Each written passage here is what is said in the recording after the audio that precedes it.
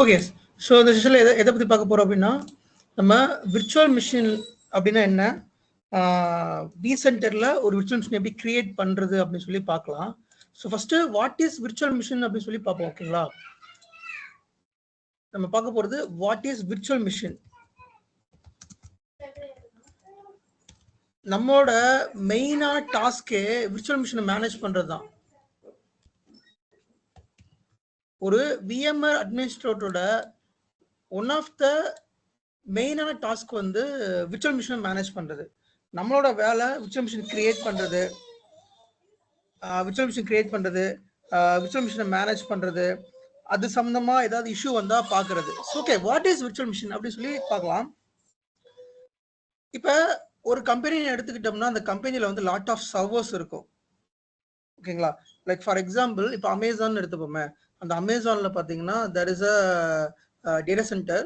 அந்த டேட்டா சென்டரில் அமேசானுக்கு Amazon webpage open ஆகுது இல்லையா, அப்போ அதுக்கு ஒரு வெப் சர்வர் தேவைப்படும். அந்த அமேசான் வெப்பேஜில் வந்துட்டு ஒரு இப்போ நான் Amazon.com ஓப்பன் பண்ணுறேன். இப்போ இந்த Amazon.com ஓப்பன் பண்ணுறேன் அப்படின்னா இந்த அமேசானில் இந்த URL இருக்கு இல்லையா, Amazon.in, இது வந்து வெப் சர்வர் மூலமாக ஓப்பன் ஆகும். சரிங்களா, இந்த வெப்பேஜ் வந்து அப்ளிகேஷன் சர்வர் மூலமாக நமக்கு வந்து ஓப்பன் ஆகும். இந்த டேட்டா எல்லாமே டேட்டாபேஸ் சர்வரில் ஸ்டோர் ஆகும். அப்போ இதிலே பாருங்கள் என்னென்ன சர்வரில் இன்வால்வ் ஆகுது அப்படின்னு. there is a server which is application server, web server, then database server. இது தவிர்த்து DNS தேவைப்படுது, நிறைய தேவைப்படும். இது தவிர்த்து நிறைய சர்வர்ஸ் தேவைப்படும். ஸோ முக்கியமாக ஒரு வெப்சைட் ரன் ஆகணும் அப்படின்னா நமக்கு தேவை வெப் சர்வர்.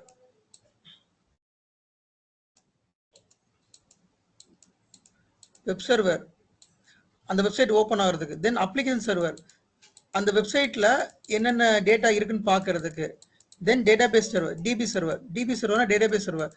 நீங்கள் இதில் இருக்க டேட்டா எல்லாமே ஒரு இடத்துல ஸ்டோர் ஆகும். இந்த டேட்டா, இந்த ஆட் டு கார்ட் கொடுக்குறீங்க, இதெல்லாமே ஒரு இடத்துல ஸ்டோர் ஆகும். அது வந்து டேட்டாபேஸ் சர்வர்.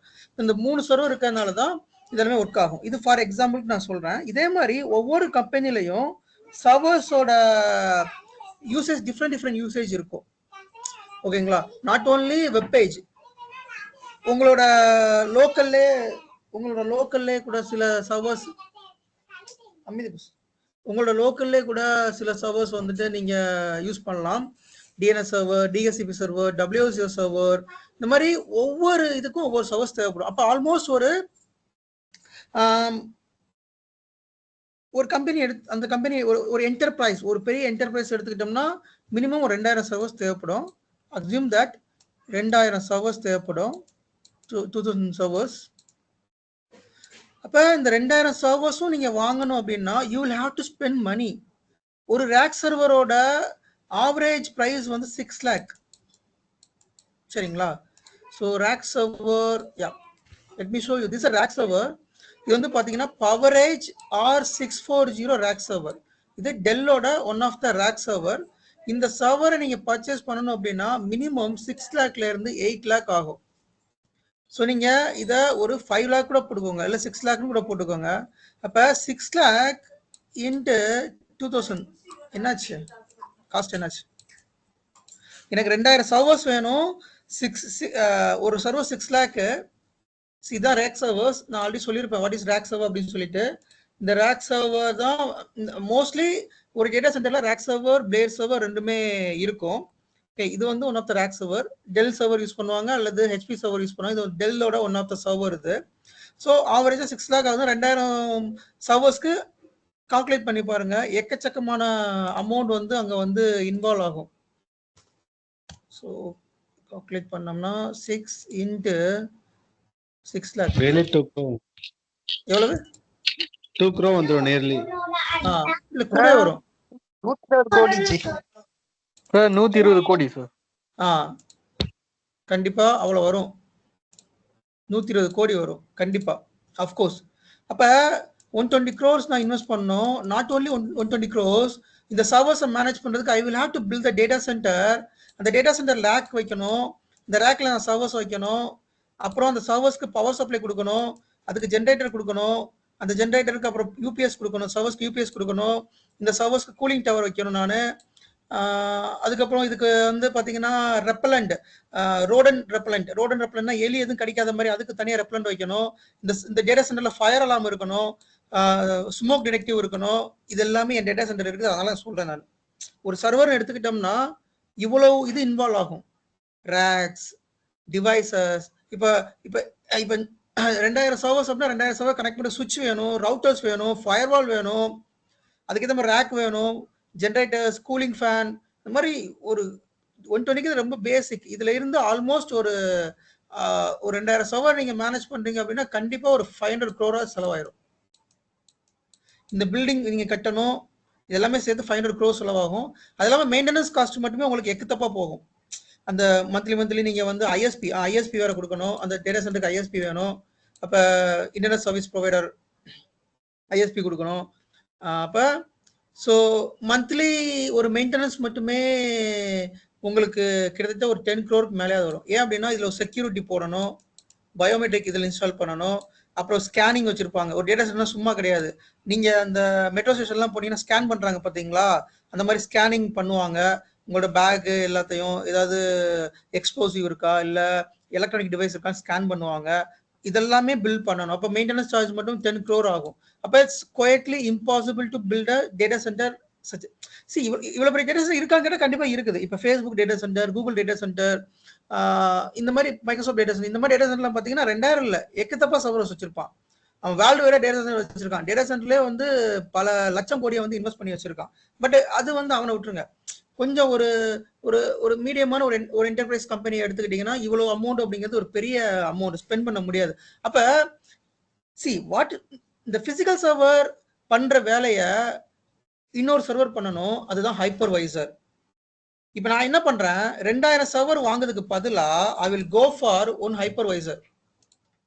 ஒரு ஹைப்பர்வைசர் வாங்குறேன், which means சேம் அதே ஹார்ட்வேர் தான். இந்த ஹைப்பர்வைசர் வாங்கினேன் அப்படின்னா அந்த ஹைப்பர்வைசர் வந்து ஒரு 10 lakh அந்த ரேஞ்சில் வாங்குறேன். சேம் ஹார்ட்வேர் தான், பட் இதுல வந்து கொஞ்சம் ரேம் 1 TB ரேம் அது மினிமம் இருக்கணும். அண்ட் ஆல்சோ ஒரு 40 கோர், ஒரு 20 கோராவது இருக்கணும். சிபி ஒரு 20 கோர் இருக்கணும். அப்படி போனோம் அப்படின்னா கண்டிப்பா 10 lakh அந்த சர்வர் ஆகும். இந்த ஹைப்பர்வைசர்ல I will create the virtual machines. இது வந்து ஒரு ESXi ஹைப்பர்வைசர். சரிங்களா? ஹைப்பர்வைசர் அப்படிங்கிறது நிறைய இருக்குது. நம்ம படிக்க போறது வந்து ESXi, VMware ESXi ஹைப்பர்வைசர்.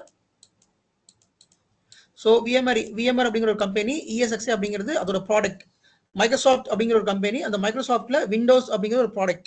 ரைட்டா? அந்த விண்டோஸ்ல விண்டோஸ் 7 இருக்கு, விண்டோஸ் 10 இருக்கு, அதே மாதிரி விண்டோஸ் சர்வர் இருக்குது. சேம் விஎம்ஆர் ESXiலேயே நிறைய வெர்ஷன்ஸ் இருக்கு. ESXi 7.0, 8.0 இருக்குது.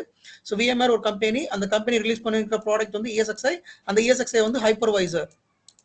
Okay, so I'm going to purchase one hardware which is ஒரு ஆல்மோஸ்ட் ஒரு 10 lakh to 15 lakhல வாங்குறேன். அதுல I'm going to install ESXi. ESXi install பண்ணதுக்கு அப்புறமா I will create the virtual machines. For example, இந்த 10 lakh சர்வர்ல 10 lakh இருக்கிற ஹைப்பர்வைசர்ல I can able to create at least 30 virtual machines. 30 virtual machines நான் create பண்ணிடுவேன். சரிங்களா? அப்ப 20,000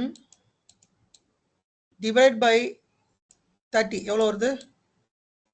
ஸோ ஒரு அப்ராக்சிமேட் கால்குலேஷனுக்கு வரேன் நான். நம்ம எவ்வளோ காஸ்ட் சேவ் பண்ண முடியும்னு பார்க்குறேன். So sorry, 2000 divide by 30 is equal to, எனக்கு 66 பிசிக்கல் சர்வர் இருந்தால் I can able to handle the 2000 servers. நான் என்ன பண்ணுறேன், 66 instead of I am buying 2000 physical servers, I am going to buy 66, ஒரு 60-70 சர்வர்னு வச்சுக்கோ, 70 ஹார்ட்வேர் நான் வாங்குறேன். அந்த ஹார்ட்வேர்ல I'm going to install hypervisor. அந்த ஹைப்பர்வைசர்ல I will create the virtual machine. இப்ப பியூட்டி என்னன்னா, let's assume that இது வந்து ஹைப்பர்வைசர். இந்த ஹைப்பர்வைசர்ல we can create the virtual machines. Okay, we can create the virtual machines. இந்த virtual machineல you can install any OS. Okay, that is called guest OS. நீங்க வந்து Windows install பண்ணலாம், Linux install பண்ணலாம், Ubuntu, Red Hat, CentOS, whatever it is you can install.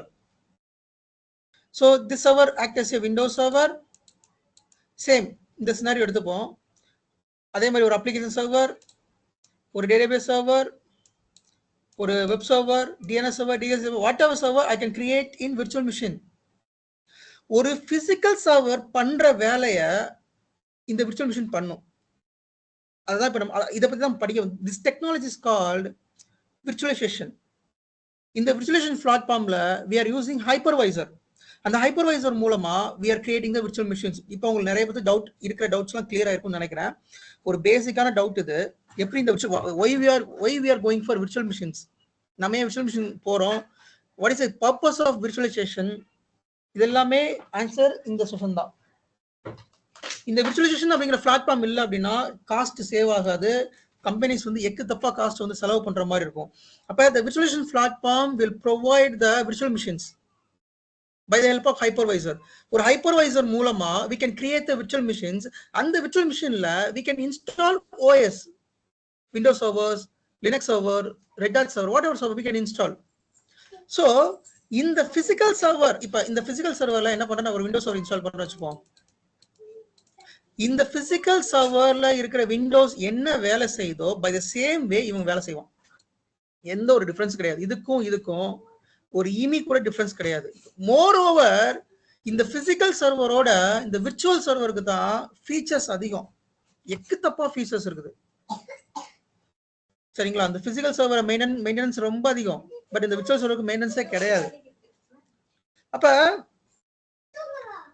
Cost save பண்றதுக்காக we will go for virtualization platform. We will create the virtual machines. First point. Second point, features அதிகம். ஒரு virtual machine நீங்க போனீங்கன்னா அதுல features வந்து ரொம்ப அதிகம்.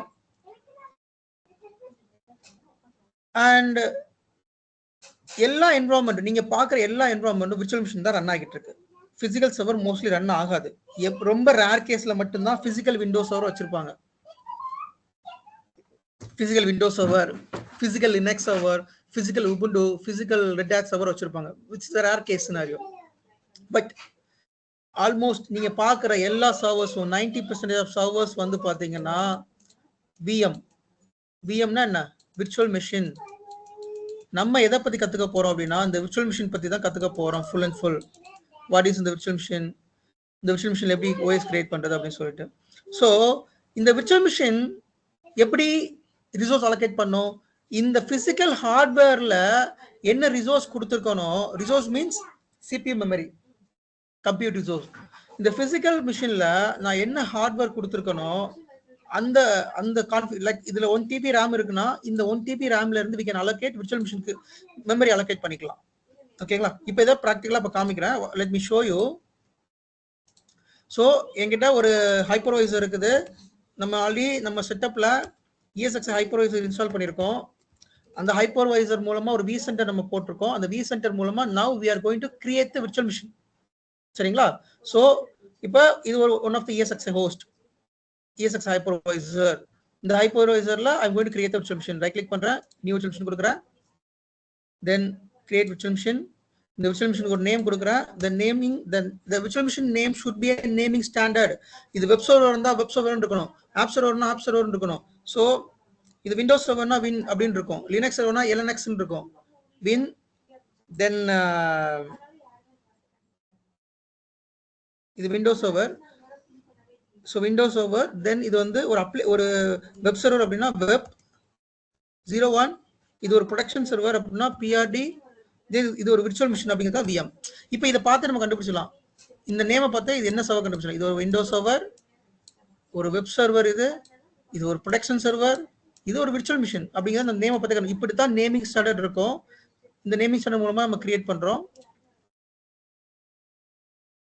Next ESX, எந்த ESXல அந்த விர்ச்சுவல் மிஷினை கிரியேட் பண்றீங்களோ அதை செலக்ட் பண்ணிக்கோங்க. தென் அந்த விர்ச்சுவல் மிஷின் எங்க ஸ்டோர் ஆகணும் அப்படிங்கிறத நீங்க செலக்ட் பண்ணிக்கோங்க. தென் இது கம்பேட்டபிள், இது பை டிஃபால்ட் விட்டுக்கோங்க. கெஸ்ட் OS, அந்த நான் சொன்னேன் இல்லையா, அந்த ஹைப்பர்வைசர்ல ஒரு விர்ச்சுவல் மிஷின் கிரியேட் பண்றோம். அந்த விர்ச்சுவல் மிஷினுக்கு உள்ள we are going to install one OS. அந்த OS Windows OS or Linux OS. If you are going to install Windows Linux OS, I can choose Linux OS. Then I can select Red Hat install பண்ண போறோம் அப்படின்னா. So நம்ம install பண்ண போறது Windows server. Then விண்டோஸ்ல வந்துட்டு Windows server 2016 I'm going to install. Okay, then provide next. Customise the hardware. இந்த virtual மிஷினுக்கு நீங்க என்ன RAM மெமரி மெமரி எவ்வளவு கொடுக்க போறீங்க, CPU எவ்வளவு கொடுக்க போறீங்க, which means ப்ராசஸர் எவ்வளவு கொடுக்க போறீங்க, அப்புறம் வந்துட்டு ஹார்ட் டிஸ்க் எவ்வளவு கொடுக்க போறீங்க, இங்க தான் மேனேஜ் இங்க தான் சொல்லணும். ஸோ நான் CPU 2 CPU கொடுத்துக்கிறேன், 4 GB மெமரி கொடுத்துக்கிறேன். ஹார்ட் டிஸ்க் வந்துட்டு I can provide 30 GB hard disk, 30 GB hard disk. So இது மாத்திக்கிறேன். ஓகே, தென் வேற எதுவும் நீங்க சேஞ்சஸ் பண்ண வேண்டாம். சி ஒரு விர்ச்சுவல் மிஷின் கிரியேட் பண்றதுக்கான பேசிக் கிரைட்டீரியா என்னன்னா, இப்போ ஒரு ஒரு ஒரு டீம், ஒரு அப்ளிகேஷன் டீம் வந்து உங்ககிட்ட ஒரு சர்வர் கேட்குறாங்க அப்படின்னா அவங்க என்ன கொடுப்பாங்கன்னா, எனக்கு இவ்வளோ CPU வேணும், 4 CPU வேணும், 16 GB ரேம் வேணும், அதுக்கு வந்துட்டு ஒரு 200 GB ஹார்ட் டிஸ்க் வேணும். இதே ஒரு டேட்டாபேஸ் டீம் ஒரு சர்வர் கேட்குறாங்கன்னா, ஒரு டேட்டாபேஸ் டீம் வந்து ஒரு சர்வர் கேட்குறாங்கன்னா ஹியூஜா இருக்கும் ரிசோர்ஸ். அந்த டேட்டாபேஸ் சர்வர் மட்டும் பார்த்தீங்கன்னா, இப்போ என்னோட என்வரான்மெண்ட்ல ஒரு டேட்டாபேஸ் சர்வர் இருக்குது. அந்த டேட்டாபேஸ் சர்வரோட ரிசோர்ஸ் நான் சொல்றேன் பாருங்க. இந்த டேட்டாபேஸ் சர்வர் வந்து பார்த்தீங்கன்னா CPU வந்து அந்த டேட்டாபேஸ் சர்வருக்கு CPU வந்து 24 CPU, ரேம் வந்து பார்த்தீங்கன்னா 90 GB ரேம் கொடுத்துருக்கோம். ஹார்ட் டிஸ்க் பார்த்தீங்கன்னா 5 TB ஹார்ட் டிஸ்க். இது பெரிய VM. இது 24 CPU, 90 GB RAM, 5 TB data, அதாவது ஹார்ட் டிஸ்க். ஸோ இந்த ரிசோர்ஸ் எல்லாமே ESXi host ஹைப்பர்வைசர்லேருந்து எடுத்துக்கும். By the same way, we will have to allocate the CPU, memory, and hard disk. The CPU memory is called as a compute resource. Make the point, the CPU and memory is called as a compute resource. The hard disk will store as a storage. The hard disk will storage la store agum. The CPU memory allocate from the ESXi host. ESXi host la CPU memory allocate agum. The hard disk will store on storage. Next கொடுத்துட்டு then finish கொடுக்குறேன். இப்போ எனக்கு ஒரு virtual machine create ஆகும். Now successfully I have created the virtual machine. By default ஒரு virtual machine create பண்றீங்கன்னா அது வந்து powered off stateல தான் இருக்கும். We will have to power on. அது நீங்க எப்படி power on பண்ணலாம்னா, VMware பொறுத்த வரைக்கும் எல்லாமே உங்களுக்கு வந்து ரொம்ப ஹேண்டியா ஐகான்ல கொடுத்துருப்பான். இந்த ஐகான் பிரஸ் பண்ணா பவர் ஆன் ஆகும். இல்ல அப்படின்னா இதை ரைட் கிளிக் பண்ணுங்க, there is option called power, இதுல பவர் ஆன். இப்போ அந்த virtual machine வந்து பவர் ஆன் ஆகும். இந்த விர்ச்சுவல் மிஷினை வந்து OS இன்ஸ்டால் பண்ணணும். அப்ப எப்படி OS இன்ஸ்டால் பண்ணணும் அப்படின்னா நம்ம அதை பார்த்து தான் இன்ஸ்டால் பண்ண முடியும். அப்ப we have to provide the launch console, launch web console. நீங்க launch web console கொடுத்தீங்கன்னா இந்த கரண்ட் விர்ச்சுவல் மிஷினோட ஸ்டேட்டஸ் வந்துடும். இப்போ இதுல இது எம்டி, இந்த virtual machine is empty, there is nothing in this virtual machine. நம்ம we have to install the OS. OS install பண்றதுக்கு we will have to attach the ISO image. So I have a ISO image, Windows Server ISO image. அந்த ISO image already uploaded in the data store. இப்போ என்ன பண்ண போறேன், edit settings போறேன், அது virtual machine right click பண்றேன், there is option called edit settings. Okay, அதுல போயிட்டு CD DVD, உங்க லேப்டாப்ல டெஸ்க்டாப்ல நீங்க வந்து எப்படி OS இன்ஸ்டால் பண்ணுவீங்க, USB பென்ட்ரைவ் மூலமா இன்ஸ்டால் பண்ணுவீங்க அல்லது CD DVD மூலமா இன்ஸ்டால் பண்ணுவீங்க, USB CD DVD மூலமா. பட் the same way இதுல virtual CD DVD மூலமா நம்ம இன்ஸ்டால் பண்ண போறோம். இதுல CD DVD செலக்ட் பண்ணிட்டு data store ISO file கொடுத்துட்டோம்னா, so I have a ISO image file. Okay, I have ISO image 2016. Okay, select பண்ணி okay கொடுக்குறேன். so ISO image வந்து ஓபன் ஆயிடுச்சு. then connect கொடுத்துறேன். கொடுத்துட்டு okay கொடுத்தோம்னா இப்போ எனக்கு ISO image அட்டாச் ஆயிடுச்சு. இப்போ நான் இங்க வந்துட்டு இது ரீஸ்டார்ட் பண்ண அப்படின்னா எனக்கு வந்துட்டு OS லோட் ஆகும். பவர்ல போயிட்டு ரீஸ்டார்ட்.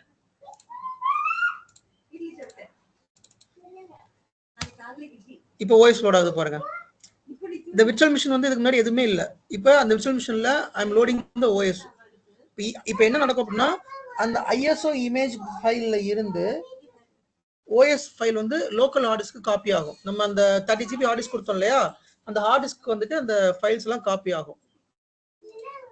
ஸோ கைஸ், இது வரைக்கும் தான் டவுட்ஸ் இருந்தால் கேளுங்க. நேற்று இது ஆல்ரெடி கொஞ்சம் எக்ஸ்பிளைன் பண்ணிட்டேன், பட் இன்னைக்கு கொஞ்சம் தெளிவாக எக்ஸ்பிளைன் பண்ணியிருக்கேன். ஜி ஒரு டவுட் என்னன்னா, இப்போ இந்த சிடி டிவிடி ஆப்ஷன் கொடுத்துருக்கீங்களா பூட் பண்றது ஆமா, வர்ச்சுவலா, அதுக்கு வந்து பிசிக்கல் மிஷின்ல சிடி டிவிடி டிரைவ் இருக்கணுங்களா இல்ல சும்மா தேவையில்ல தேவையில்ல தேவை அவசியம் கிடையாது. இது விர்ச்சுவல் தான் நமக்கு. இது depends on that virtual machine தான். நீங்க பிசிக்கல்ல இருக்கணும்னு அவசியம் கிடையாது. அவசியம் இல்லை. Okay okay thanks. So OS load ஆகுது. இது மோஸ்ட்லி எல்லாத்துக்கும் தெரியும். விண்டோஸ் ஓஎஸ் இன்ஸ்டால் பண்றது. ஜஸ்ட் இன்ஸ்டால் நம்ம கொடுக்குறோம்.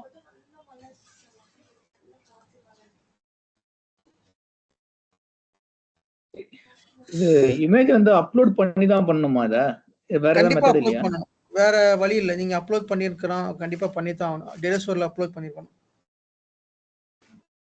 ஸோ இதுல மோஸ்ட்லி நீங்க வந்து என்ன செலக்ட் பண்ணணும் அப்படின்னா data centre evaluation desktop experience select பண்ணணும். அப்பதான் உங்களுக்கு GUI ஒர்க் ஆகும். GUIனா மவுஸ் மூலமா யூஸ் பண்றது. நார்மல் டேட்டா சென்டர் யூஸ் பண்ணி செலக்ட் பண்ணா கிளையண்ட் இது CLI வரும், கமாண்ட் லைன் வரும்.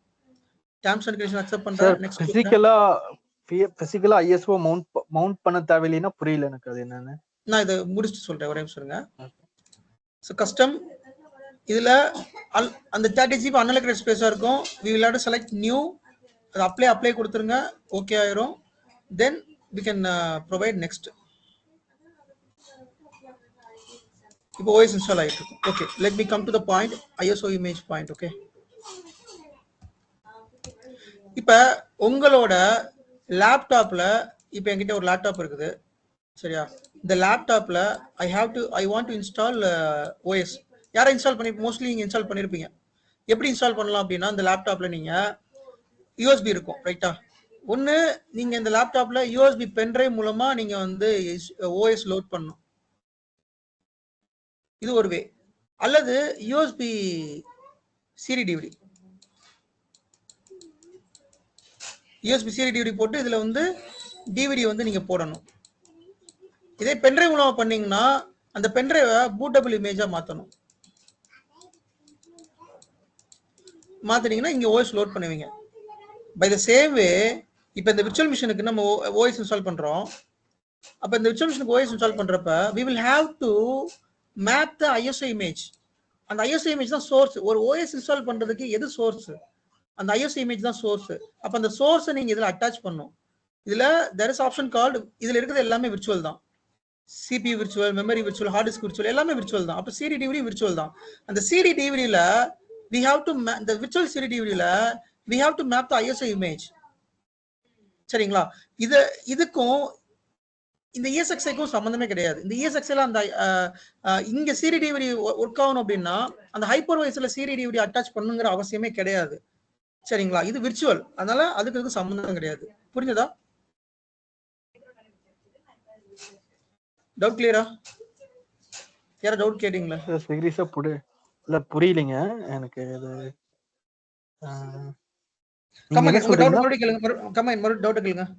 இல்ல நீங்க ISO இதுல வந்து மவுண்ட் பண்றோம், பிசிக்கலா தேவையில்லைன்னு சொன்னீங்க.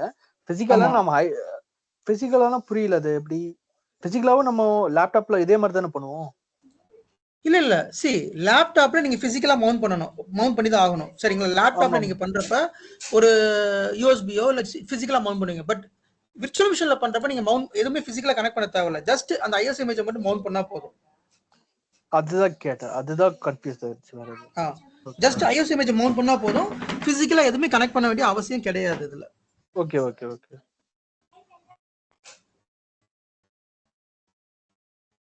வேற ஏதாவது டவுட்ஸ் விர்ச்சுவல் மிஷின் பத்தியோ இல்ல அது எப்படி கிரியேட் ஆகுது பத்தி டவுட்ஸ் இருந்தா கேளுங்க.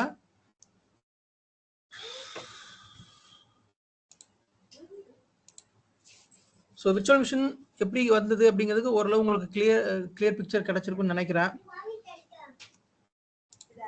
கொஞ்சம் OS இன்ஸ்டால் ஆனதுக்கப்புறம் நம்ம இந்த இதை முடிச்சிடலாம்.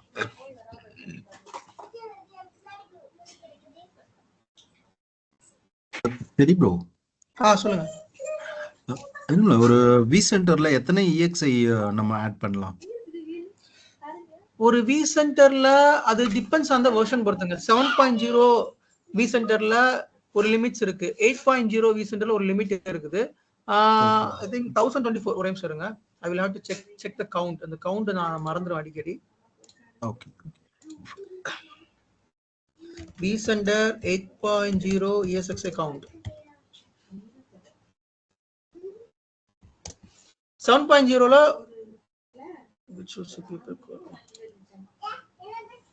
இங்க போட்டுருக்காங்க. up to 1000 ESXi ஆட் பண்ணிக்கலாம் 8.0ல.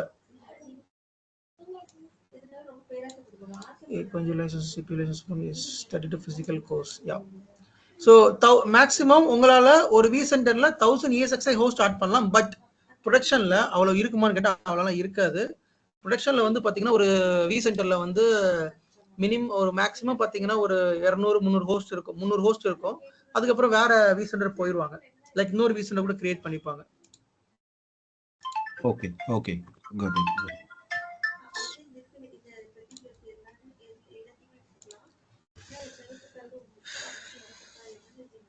நீங்க டவுட் கேட்குறப்ப எனக்கு கொஞ்சம் எக்ஸ்ட்ராவா இன்ஃபர்மேஷன் வந்து ஷேர் பண்ண தோணும்.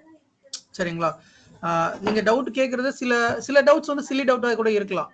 பட் நான் வந்து எதுவுமே நினைச்சுக்க மாட்டேன். என்ன இப்படி கேட்குறாங்க, டவுட் கேட்குறாங்களே, அந்த மாதிரி நான் எதுவுமே நினைக்க மாட்டேன். ஸோ அதனால சில்லி டவுட்டாக இருந்தாலும் கேளுங்க, அதை நான் இக்னோர் பண்ணிட்டு போயிட்டே இருப்பேன். அது வேலிடான டவுட்டாக இருந்தால் டெஃபினெட்லி அதை நான் உங்களுக்கு வந்துட்டு புரிய வைப்பேன். நீங்க எவ்வளவு டவுட் கேட்குறீங்களோ அவ்வளவு புதுசான விஷயம் சொல்லிக்கிட்டே இருப்பேன். ஏன்னா நான் வந்து இது புரியணும் அப்படின்னு சொல்லிட்டு நான் போய்கிட்டே இருப்பேன். நீங்க டவுட் கேட்குறப்ப எனக்கு என்னோட பிரைன்ல ஒரு ஸ்ட்ரைக் ஆகும். ஓகே, இதை சொல்லணும் அப்படின்னு சொல்லி ஸ்ட்ரைக் ஆகும். அப்ப நான் புதுசாக அதை நான் சொல்லுவேன். ஸோ அதனால டவுட் கேட்கறது நல்ல விஷயம், கேளுங்க, ஒன்றும் தப்பு இல்லை. ப்ரோ எனக்கு ஒரு டவுட் இருக்கு. சொல்லுங்க. இப்போ இதுக்கு நீங்க விஎம் கிரியேட் பண்ணிருக்கீங்க. இப்போ நம்மளுக்கு ஸ்டோரேஜ் தேவைப்படும்னா நீங்க ஸ்டோரேஜ் டீமுக்கு அது டிசைன் ஆக்சுவலி பண்ணுவீங்களா? நெக்ஸ்ட் கிளாஸ்ல நான் சொல்றேங்க. அது நான் சொல்லணும்.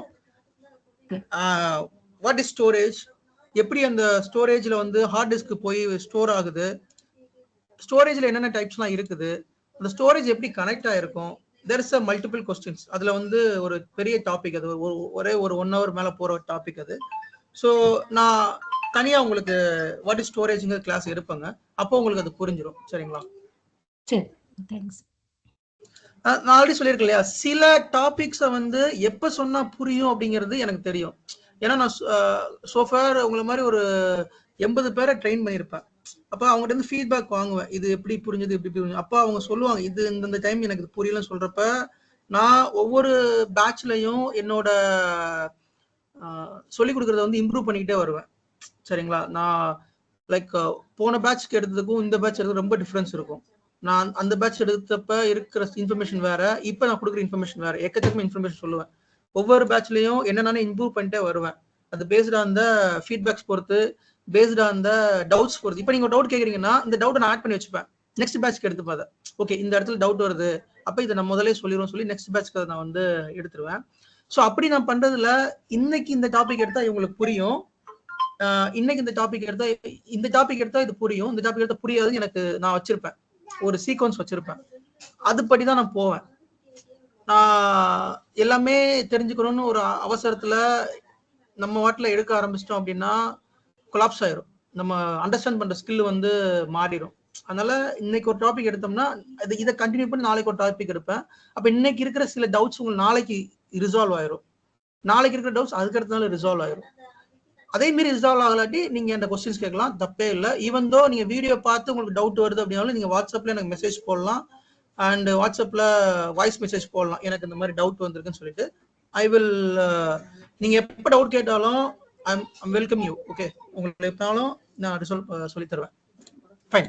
ஸோ இப்போ விர்ச்சுவல் மிஷின் கிரியேட் பண்ணியாச்சு. தென் விர்ச்சுவல் மிஷின் வந்துட்டு ஓஎஸ் இன்ஸ்டால் பண்ணியாச்சு. ஸோ ப்ரொடக்ஷன்ல நம்ம எப்படி பண்ணுவோம்னா, இப்போ நான் எப்படி விர்ச்சுவல் மிஷின் கிரியேட் பண்ணணும் இதே மாதிரி தான் ப்ரொடக்ஷன்லையும் பண்ணுவோம். பட் ப்ரொடக்ஷன்ல ஒவ்வொரு டைமும் நம்ம விர்ச்சுவல் மிஷின் கிரியேட் பண்ண மாட்டோம். சரிங்களா? அது வந்து ஒரு ஹெக்டிக்கான ஜாப். ஏன்னா ஒரு விர்ச்சுவல் மிஷின் கிரியேட் பண்ணி இது வந்து நம்ம பில்டு ப்ராசஸ்ன்னு சொல்லுவோம். இது வந்து விண்டோஸ் பில்டுன்னு சொல்லுவோம். அதாவது ஒரு விண்டோஸ் மிஷினை பில்ட் பண்றது, ஒரு பில்டு ப்ராசஸ் கம்ப்ளீட் ஆகுதுக்கு ஆல்மோஸ்ட் 3 hours ஆயிரும். அப்ப ஒரு ப்ரொடக்ஷன்ல இதை வந்து பண்ண மாட்டோம். ஃபர்ஸ்ட் ஒரு டைம் மட்டும் விர்ச்சுவல் மிஷின் கிரியேட் பண்ணுவோம். கிரியேட் பண்ணி நெக்ஸ்ட் டைம்ல இருந்து வேற ப்ராசஸ் இருக்குது. There is option call template. அது மூலமா நம்ம வந்து விர்ச்சுவல் மிஷின் வந்து டெப்ளாய் பண்ணுவோம். அதை நெக்ஸ்ட் செஷன்ல நான் சொல்றேன் எப்படின்னு. இப்போதைக்கு பட் பேஸ் வந்து விர்ச்சுவல் மிஷின் கிரியேட் பண்றது தான் பேஸ். இதை நீங்க கண்டிப்பா தெரிஞ்சிடும். How to create virtual machine அப்படிங்கிறது ஒரு ரொம்ப base. What is virtual machine, how to create virtual machine, அந்த விர்ச்சுவல் மிஷின் எங்க இருந்து அலோகேட் பண்ணுது ரிசோர்ஸ் அப்படிங்கிறது கண்டிப்பா டெஃபினட்டா தெரிஞ்சுக்கக்கூடிய ஒரு விஷயம், பேஸ் இது. அதனால கண்டிப்பா அண்டர்ஸ்டாண்ட் பண்ணிக்கோங்க. பிரதர் எனக்கு ஒரு டவுட். சொல்லுங்க. இப்போ விர்ச்சுவல் மிஷின் கிரியேட் பண்ணதுக்கு அப்புறம் நம்மளுக்கு வந்து இப்போ சிபியூலயோ இல்லை வந்து மெமரிலையோ இல்லை ஸ்டோரேஜ்லையோ நம்ம எக்ஸ்டெண்ட் பண்ணணும்னா வந்து ஸ்டோரேஜ் எக்ஸ்டெண்ட் பண்ணிக்கலாம் கரெக்டா? அஃப்கோர்ஸ் பண்ணிக்கலாம். அது எப்படி அது பிசிக்கல் சர்வர்ல நீங்க வந்து ஒரு ரிசோர்ஸ் எக்ஸ்பெண்ட் பண்ணா ரொம்ப காஸ்ட் அதிகமாகும். And also it's very hectic job. அதே விர்ச்சுவல் மிஷின்ல நீங்க உங்களுக்கு இஷ்டப்பட்ட டைம்ல எக்ஸ்பெண்ட் பண்ணிக்கலாம். உதாரணத்துக்கு நான் வந்து 16 GB ரேம் கொடுத்துருக்கேன், எனக்கு அது பத்தல, பெர்ஃபார்மன்ஸ் இல்லை, அப்போ அப்படின்னா I will go for I can upgrade the RAM to 24 GB whatever it is. நான் பண்ணிக்கலாம். அது நான் சொல்லித்தரேன் எப்படி பண்றதுன்னு சொல்லித்தரேன். அது கிளாஸ்ல இருக்கும். அதுவுமே ஒன் ஆஃப் த டாபிக் வருது, கிளாஸ்ல வரும். Okay, we successfully install the OS. இது லைவா பண்ணிக்க முடியுமா? அது ப்ரொடக்ஷன்ல இருக்கும்போதே பண்ண முடியுமா? அது பண்ணிக்கலாம். There is option called hot add feature. பண்ணிக்கலாம். அதை நான் தனியாக எக்ஸ்பிளைன் பண்ணுவேன், அது எப்படி பண்றது எல்லாமே சொல்லுவேன். ஸோ எப்பயுமே நீங்க ஒரு OS இன்ஸ்டால் பண்ணதுக்கு அப்புறமா we will have to install VM tool. Okay, what is VM tool அப்படிங்கிறது நெக்ஸ்ட் கிளாஸ்ல நான் சொல்றேன். இப்போ நான் வந்து இதை நான் VM tool மட்டும் இன்ஸ்டால் பண்ணிடுறேன். ஜஸ்ட் VM tool என்னன்னு மட்டும் நெக்ஸ்ட் கிளாஸ்ல சொல்றேன், வாட் இஸ் VM tool அப்படின்னு. But remember that whenever we deploy the virtual machine, we will have to install the VM tool. சரிங்களா? இந்த விர்ச்சுவல் டூல் இன்ஸ்டால் பண்றது ஒரு கமிஷனிங் ப்ராசஸ்ல தான வரும் பிரதர்? கண்டிப்பா அது ஒன் ஆஃப் த கமிஷனிங் ப்ராசஸ்ல மெயின் திங் அது. ஓகே, அது நெக்ஸ்ட் செஷன்ல நான் சொல்றேன்.